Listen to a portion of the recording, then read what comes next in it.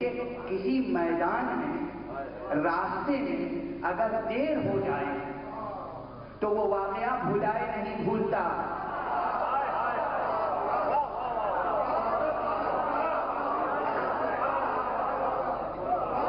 بھلائے نہیں بھولتا.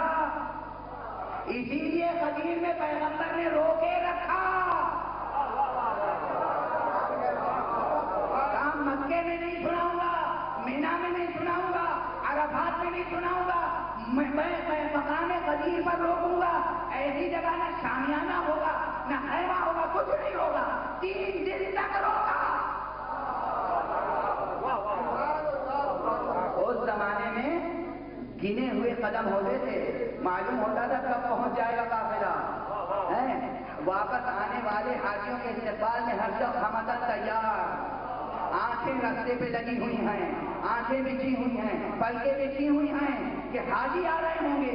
1 دن گزر گیا نہیں آئے, 2 دن گزر گیا نہیں آئے, 3 دن گزر گیا نہیں آئے. اب جیسے ہی پہنچے تو پہلا سوال کرنے کیا, دیر کہاں ہوئی؟ جواب